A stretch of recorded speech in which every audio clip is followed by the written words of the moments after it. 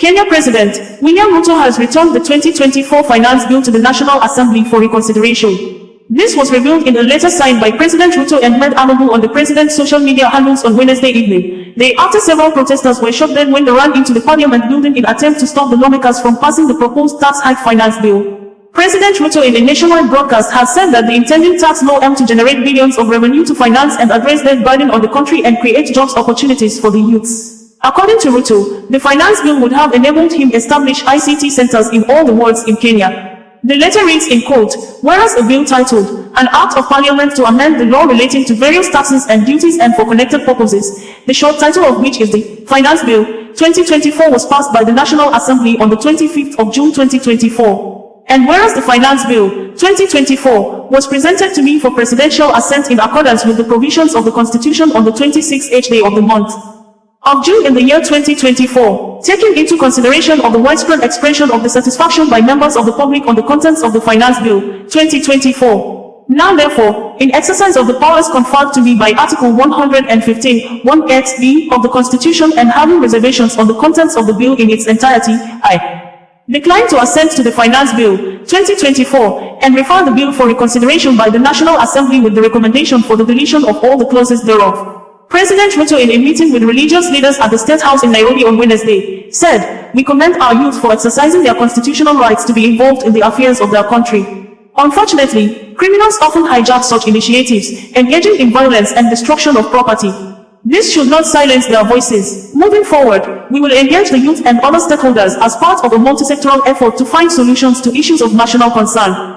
At State House, Kenya, Nairobi, I met religious leaders drawn from the National Council of Churches of Kenya, Kenya Coalition of Church and Ministries, and Evangelical Alliance of Kenya. We had reported that Kenya Medical Association has confirmed that more people are still being treated with serious gunshot injuries, with 13 of them already pronounced dead. Simon Kigondu, president of the Kenya Medical Association, said that the figure of 13 deaths was not the final number.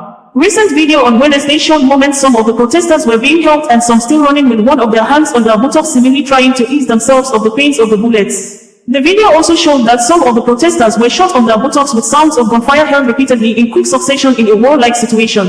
Crowd of protesters ran into the parliamentary building in Nairobi, Kenya on Tuesday, trying to stop the members of parliament from passing the controversial Finance Bill 2024 into law. The lawmakers went ahead and passed the bill on Tuesday and presented it to President William Ruto to sign it into law. The bill is yet to be signed into law as aggrieved Kenyans continue with the protest against the Finance Bill 2024 aimed to increase taxes in the country.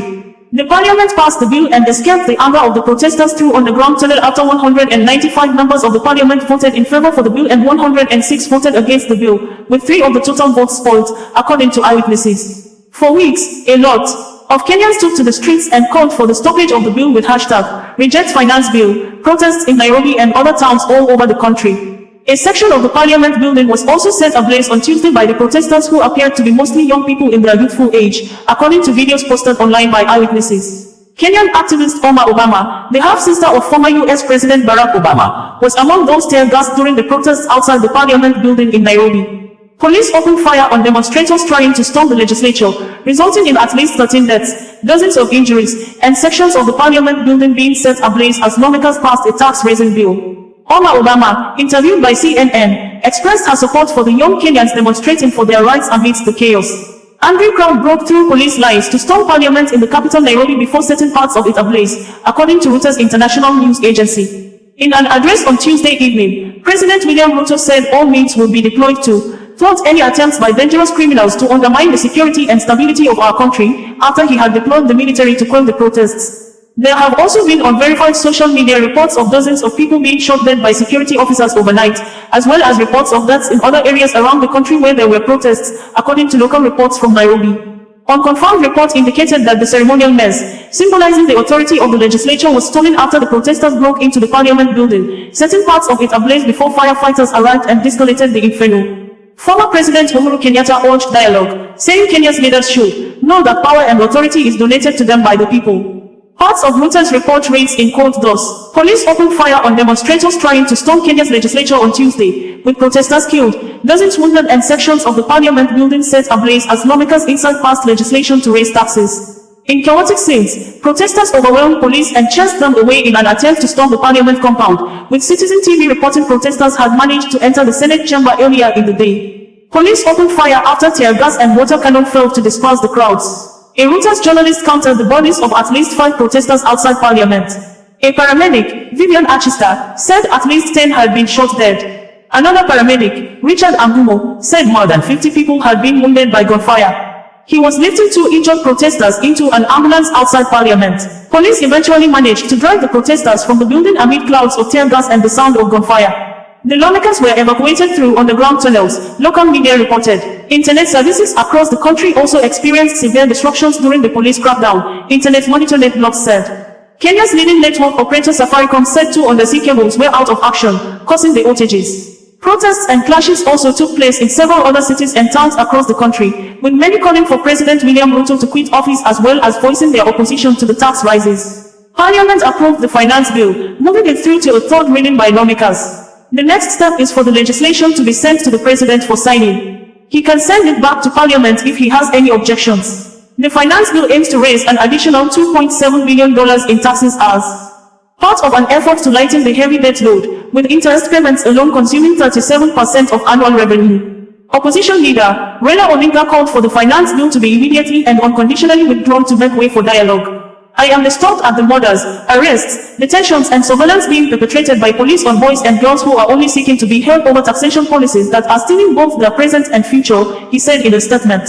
Tuesday's protests began in a festival-like atmosphere but as crowds swelled, police fired tear gas in Nairobi's central business district and the poor neighborhood of Kibera. Protesters ducked for cover and threw stones at police lines. People clambered over police vehicles stalled in the downtown streets. Police also fired tear gas in Eldoret, Ruto's hometown in western Kenya, where crowds of protesters filled the streets and many businesses were closed for fear of violence. Clashes also broke out in the coastal city of Mombasa and demonstrations took place in Kisumu, on Lake Victoria, and Garissa in eastern Kenya, where police blocked the main road to Somalia's port of Kismayo. In Nairobi, people chanted, "Ruto must go," and crowds sang in Swahili, "All can be possible without Ruto." Music played from loudspeakers and protesters waved Kenyan flags and blew whistles in the few hours before the violence escalated, Reuters news report ends in quote. Meanwhile, the United Nations Secretary-General, Antonio Guterres, has urged the Kenyan authorities to exercise restraint while dealing with citizens protesting over the finance bill. He also called on Kenyans to demonstrate peacefully to avoid confrontations with police officers. I am deeply saddened by the reports of deaths and injuries, including of journalists and medical personnel, connected to protests and street demonstrations in Kenya.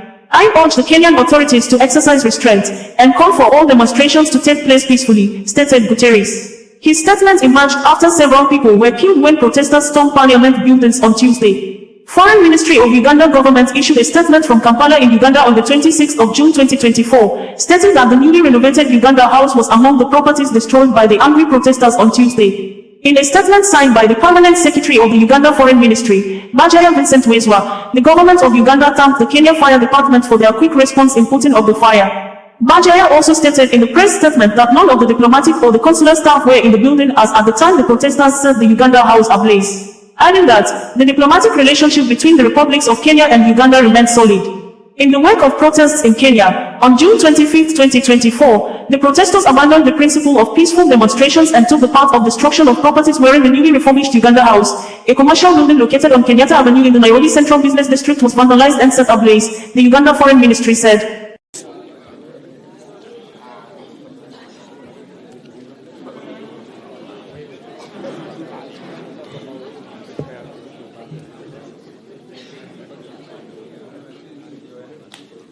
When I assumed office 20 months ago, our country was facing tremendous economic challenges, escalating cost of essential household commodities, high fuel prices, rapid depreciation of the Kenya shilling, and spiraling public debt were threatening to ground our economy.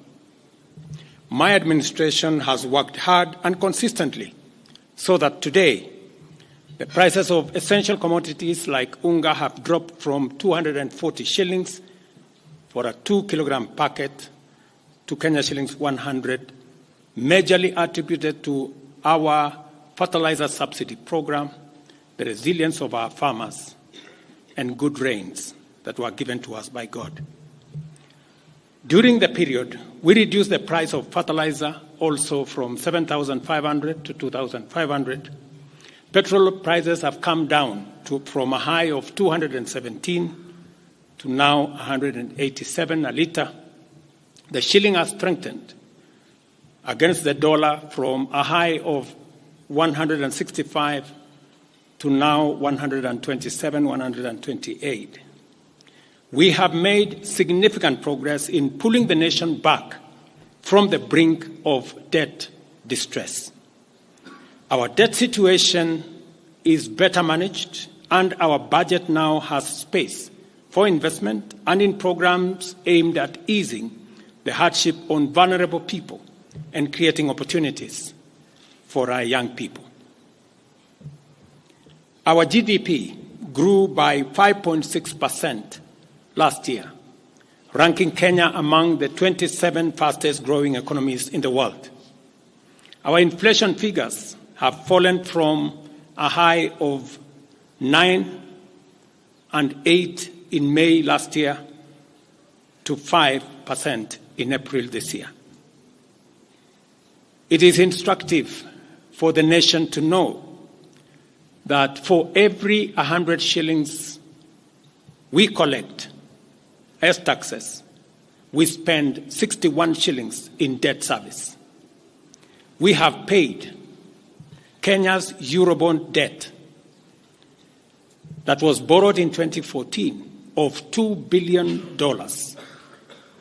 that has been hanging around our neck. We paid the last installment of $500 million last week.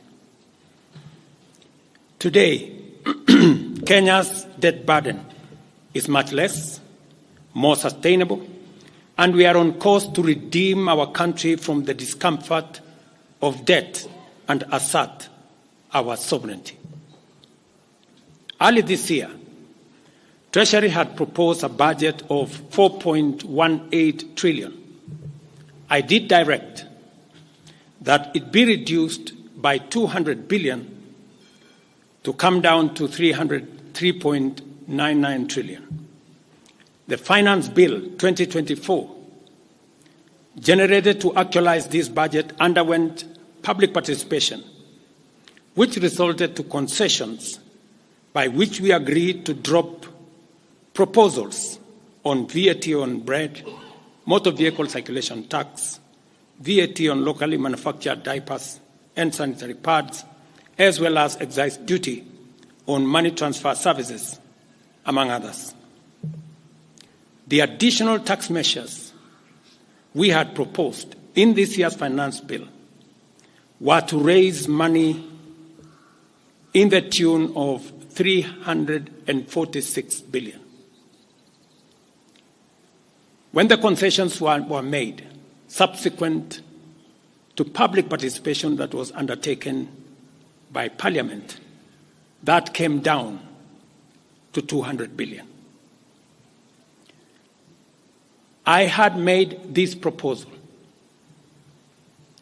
taking into account our situation and the priorities that are there. I want to thank the members of Parliament seated behind me and those who voted yes for identifying the priority areas of our nation. Because when I made the proposals to Parliament with my cabinet, we had certain critical priorities for the nation.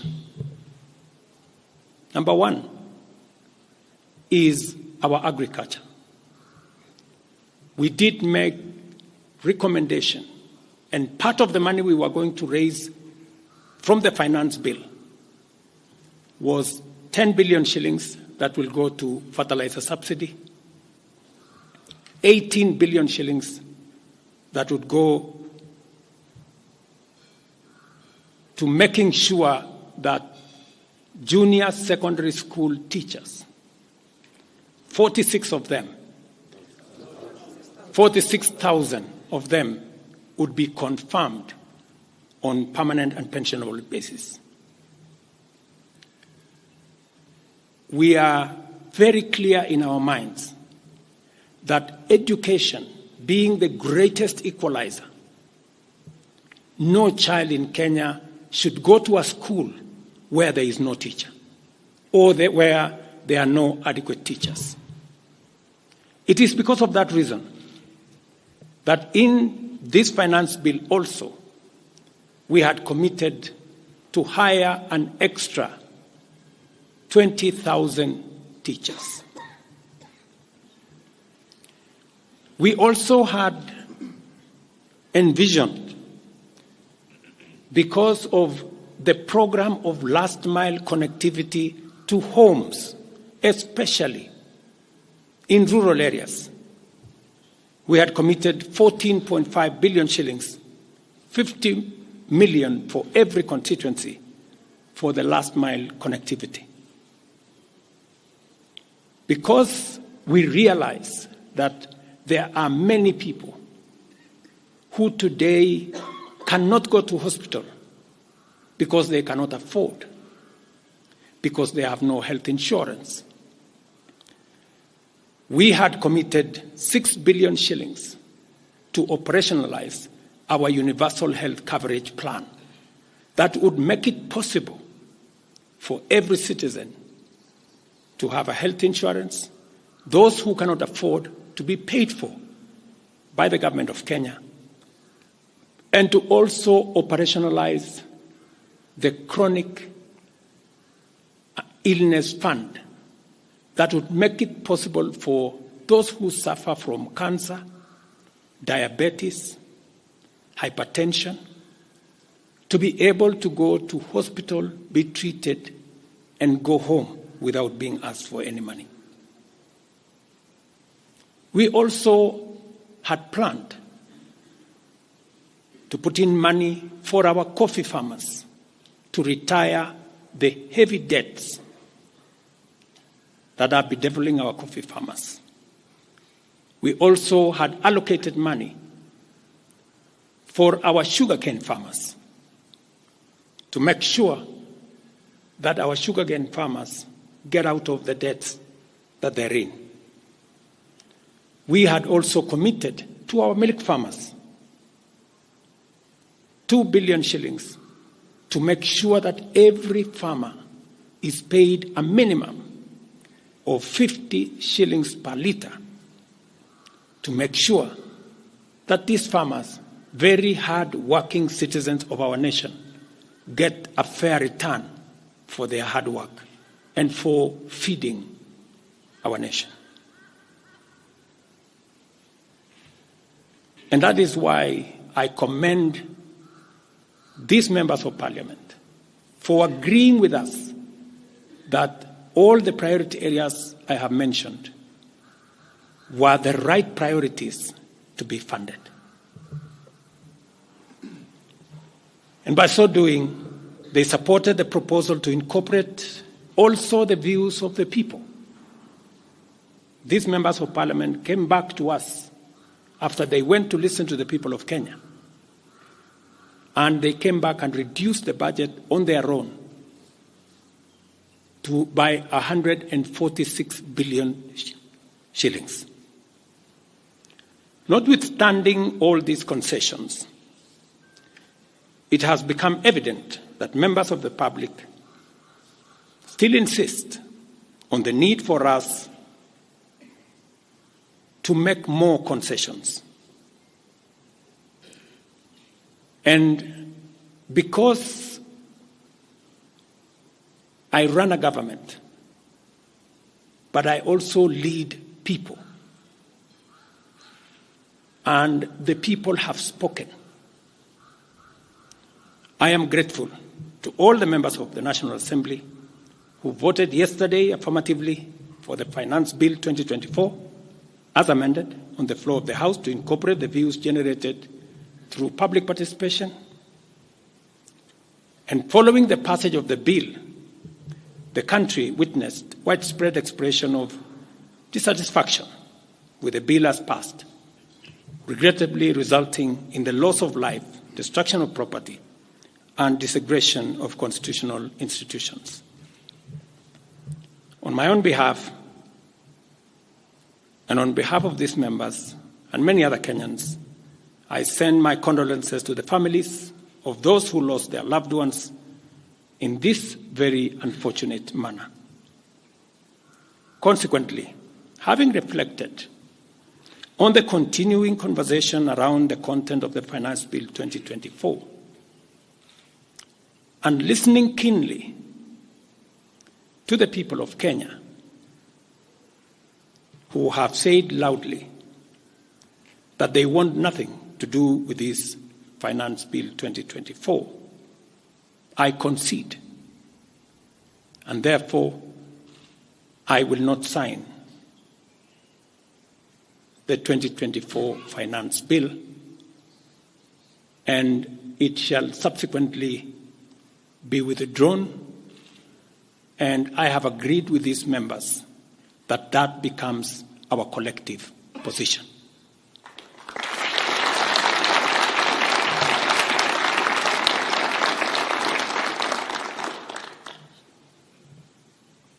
Accordingly, there is need for us as a nation to pick up from here and go into the future. And I am therefore proposing that because we have gotten rid of the Finance Bill 2024, it is necessary for us to have a conversation as a nation going forward. How do we manage the affairs of the country together? How do we manage our debt situation together? How do we work on the budget with the deficits that now exist together? And as I committed last Sunday, I will be proposing an engagement with the young people of our nation, our sons and daughters, for us to listen to them. As I said on Sunday, listen to their views, listen to their proposals, their ideas, their concerns, and what they think we should do better as we go forward. I am also recommending a multi-sectoral, bipartisan, multi-stakeholder engagement from civil society, religious organizations, professional bodies, for us as a nation to speak to the future of our country, again, together. And this will be on matters that are contained in the bill and matters that the people of Kenya have canvassed in the conversation that has been going on.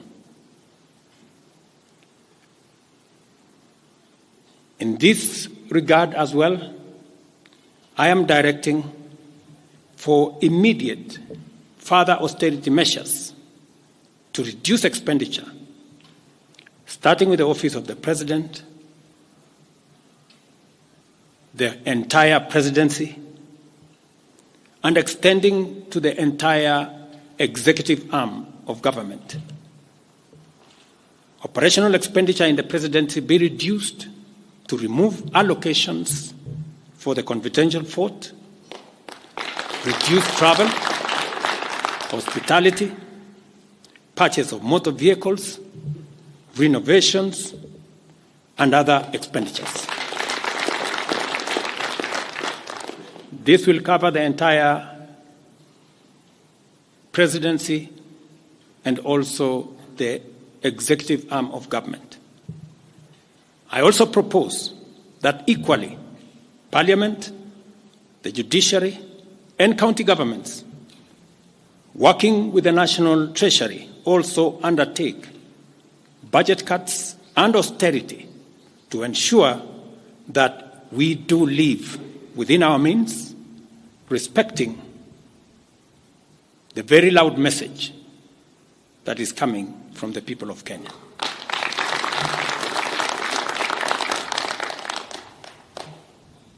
And let me confirm that I have discussed with many stakeholders. I will be meeting some of them shortly after this meeting on charting a way forward that makes sure that we carry the whole nation in this very important journey as we go into the future as a country. Let me also confirm that as we deal with austerity, the loud message on dealing firmly, decisively, and expeditiously with corruption is a matter that we have discussed and we have agreed that it will take the front banner as we go into the future. We will continue to do this and carry out this very important conversation. And I want to remind us that we should proceed within the foundational principles upon which our nation is founded, namely constitutionalism, adherence to the rule of law, and respect for constitutional institutions. We must continue to operate within the parameters of the law. I thank you.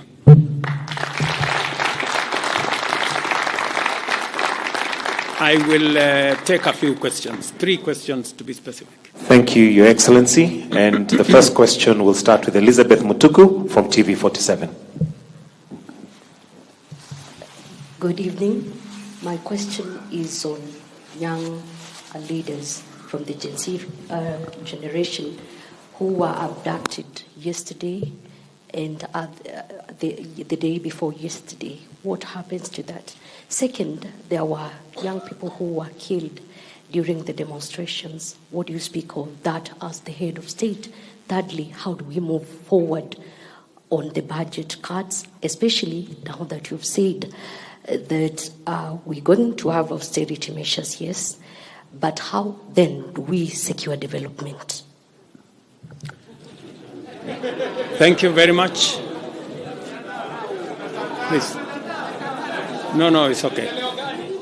So I have said young people, 6 to be exact, 6 people yesterday lost their lives.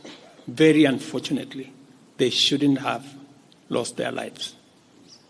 And I have said it is a very unfortunate situation. I wish that would not have happened. And there is a framework that will make sure that those 6 Kenyans who died yesterday will be accounted for. Number 2, I did promise the country that there will be no extrajudicial killings going forward. And ever since I came into office, there is not one incident of extrajudicial killing.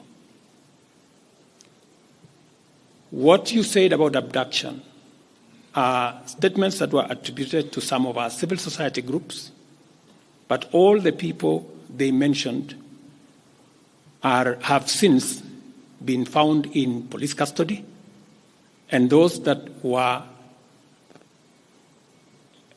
already processed were already released. On the matter of development that you have said, minus the finance bill, it means that some of the development programs amounting to 200 billion shillings, we will have to cut down, to delay them. They will have to wait, some of them, for next year. We will try it again. We will try next year to find some money. Some of them we will have to cancel, because that's the nature of things. And it is because the people of Kenya have spoken loudly that they want a leaner budget for us as a country. Question number 2. We'll take the next question from Busara, K24. Naam, swali langu la kwanza ni wazi kwamba matumaini ya vijana wa Gen Z na baadhi ya Wakenya kwa wabunge yamepungua kabisa ama hata yamepotea. Kwa hivyo kama rais unachukua hatua gani kuhakikisha kwamba tunawahusisha vijana katika maamuzi muhimu hasa katika masuala ambayo yanalenga taifa ama ujenzi wa taifa? Swali lingine, je, utahakikisha vipi uwazi katika mpango wako wa kupunguza matumizi serikalini? Maana yake umesema kwamba kuna austerity measures. Je, kutakuwa na transparency? Na swali la mwisho, ningependa kujua kama pengine kutakuwa na fidia kwa wale ambao walifariki ama hususan kwa familia kwa wale ambao walifariki hapo jana, na je, serikali itasimamia malipo ya wale ambao hospitalini hivi sasa wanapokea matibabu kutokana na majeraha waliopata hapo jana? Asante. Thank you very much. About 214 Kenyans were involved in various skirmishes, and many of them went to hospital. 95 of them were treated and released. Some of them, I think one is still in ICU, and others, I think 14, the minister is here, are still in hospital. But majority of them were treated and released yesterday. As I have told you, on those who lost their lives, there will be a mechanism of how they will be accounted for. On the young people whom you have said, how do we listen to them? Let me say the following. Number one, I did make a very clear, determined program to create opportunities for young people to work.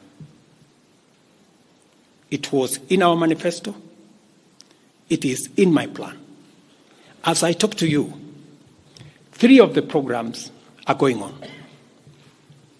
The housing program today has 160,000 young people working as engineers, as architects, as quantity surveyors, plumbers, masons, carpenters, artisans, transporters, accountants. We have 160,000 young people working because I did take the decision that if we don't deal with millions of young people out of school, out of college, who have certificates and they don't have jobs, they will soon become a very big challenge for us as a country, as we are witnessing at the moment. All the young people you see, they are looking for opportunity. They are looking for jobs. And that is why our housing program, once it is fully rolled out, we will have a minimum of 500,000 young people working in our housing program. Number 2, I have been very clear on making sure that additional to our housing program is our digital infrastructure, the digital superhighway, the digital hubs, and the whole ecosystem of what we are doing in creating digital jobs. I was in Ruto with Honorable Kingara, who's right there, not more than a month and a half ago, launching a hub that will hire 4,500 young people under CCI. In this budget, we had added 10 billion shillings to CDF for them to be able to construct ICT hubs in each ward in the Republic of Kenya. That would give opportunities for 200 to 300 young people in every ward to access internet, to be trained, to have a hub, and to monetize their digital skills. We will still find another way of implementing this plan, even if we have to cut back on CDF, if that is what is going to happen. Again, because we believe that young people deserve opportunity. As I talk to you, we've just concluded 3 bilateral agreements, one of them with Germany, on export of labor. Because we have negotiated with many countries who are interested in the high skills of Kenyan labor. And we have an ecosystem, we now have a plan on how we are going to make sure that the young people in Kenya get opportunities to work either in Kenya or outside Kenya. In fact, just last week, I saw on the headlines of one of the dailies, there was a gentleman from my village. He was put on the headline. And he said he operated from where I used to operate, selling chicken. That's why they put him in the headline.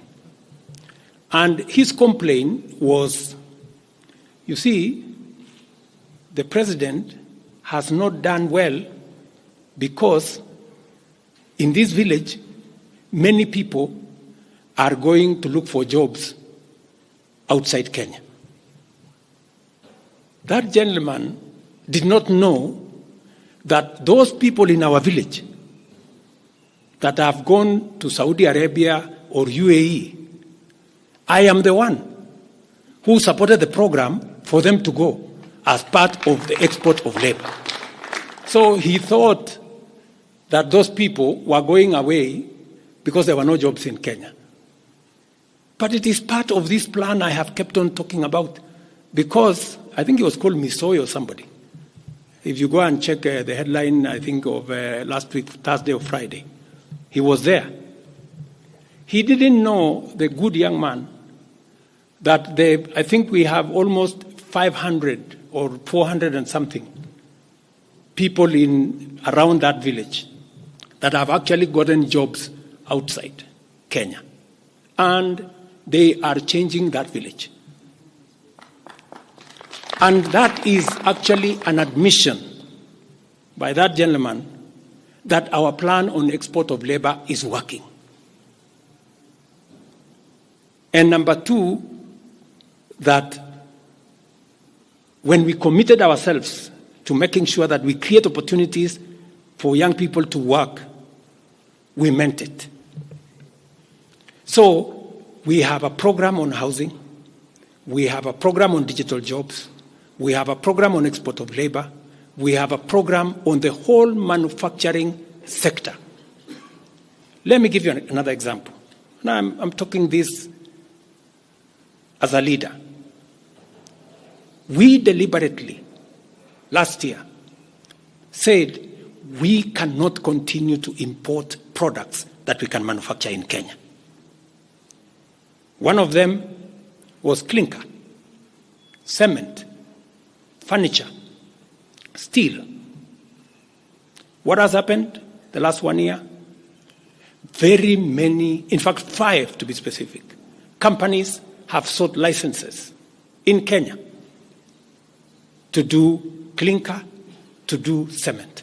And last year, because of what we did, we reduced the import of clinker by 95%. We saved foreign exchange, we created jobs locally. I was in West Pokot with my Minister for Industrialization.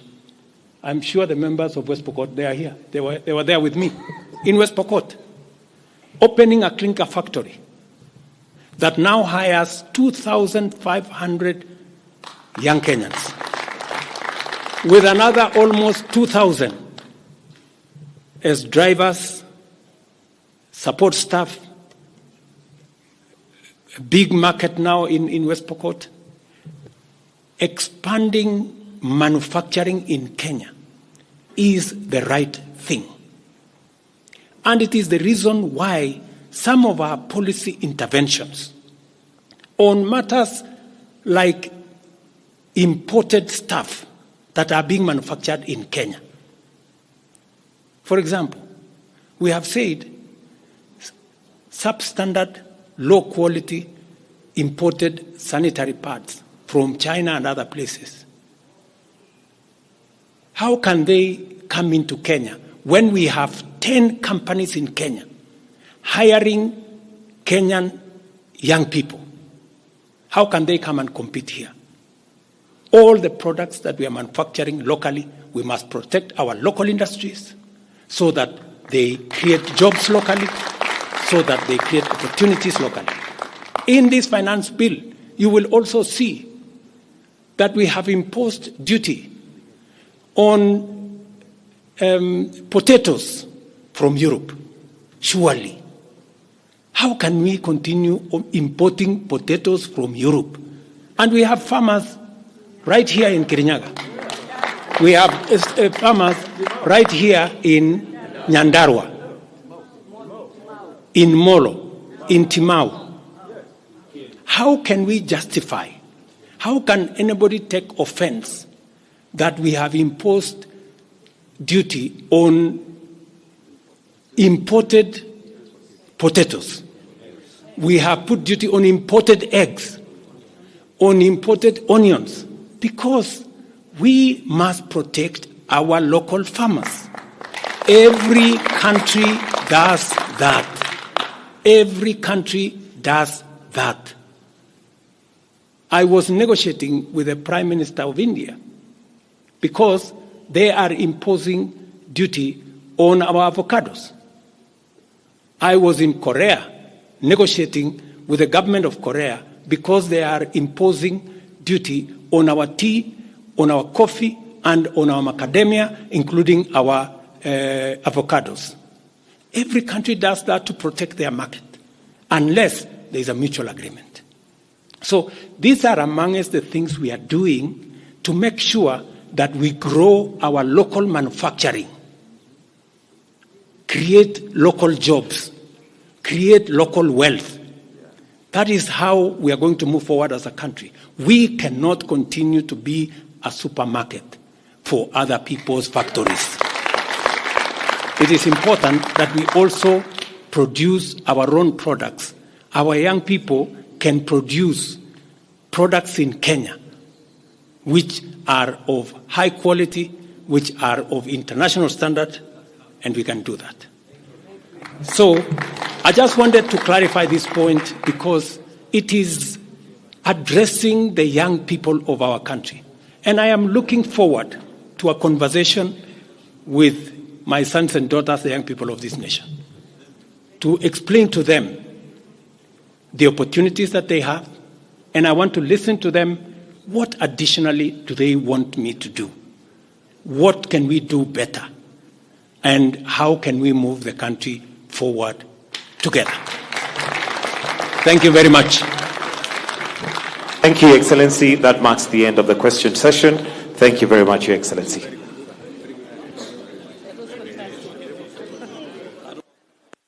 OsazuwaA Radio, bringing you the news in a more digital way.